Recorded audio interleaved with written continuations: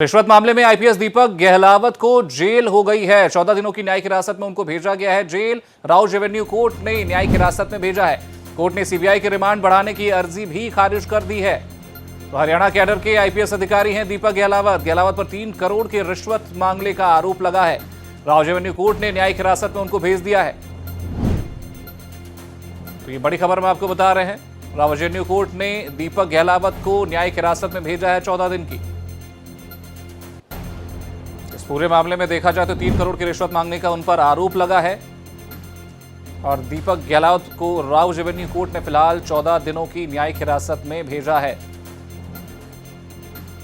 तो ये बड़ी जानकारी, बड़ी खबर हम आपको बता रहे हैं। सीबीआई ने रिमांड बढ़ाने की अर्जी दी थी, लेकिन इस अर्जी को खारिज कर दिया गया। हरियाणा कैडर के आईपीएस अधिकारी हैं दीपक गहलावत।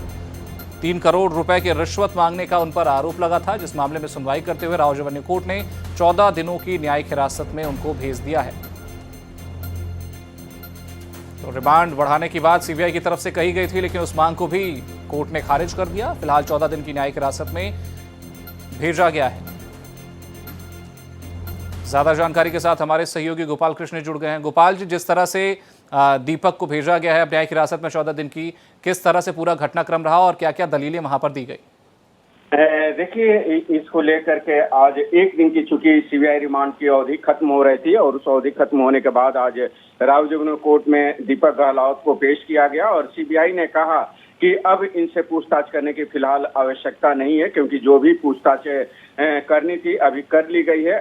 और सीबीआई के उस मांग को कोर्ट ने खारिज कर दिया जिस मांग में सीबीआई रिमांड बढ़ाने की मांग की गई थी और कोर्ट ने कहा कि आगे अगर फर्दर जरूरत पड़ेगी तो सीबीआई एप्लीकेशन दे करके और वो रिमांड मांग सकती है, लेकिन फिलहाल इन्हें हम 14 दिन की न्यायिक हिरासत में भेज रहे हैं, क्योंकि 3 करोड़ रुपए की रिश्वत के मामले में कल सीबीआई ने गिरफ्तार किया था और उसके बाद राउज एवेन्यू कोर्ट में पेश किया गया था, जहां पर 5 दिन की सीबीआई रिमांड की मांग की गई थी, लेकिन कोर्ट ने 1 दिन की सीबीआई रिमांड पर भेजा था, जिसकी अवधि खत्म होने के बाद आज राउज एवेन्यू कोर्ट में दोबारा पेश किया गया और कोर्ट ने उन्हें 14 दिन की न्यायिक हिरासत में भेज दिया। गोपाल कृष्ण जी, सीबीआई को क्या इनसे कोई जानकारी अभी तक निकल कर सामने आ पा रही, उनको जानकारी कुछ मिल पाई है या दीपक गहलावत ने क्या अपना पक्ष रखा है इस पूरे मामले में?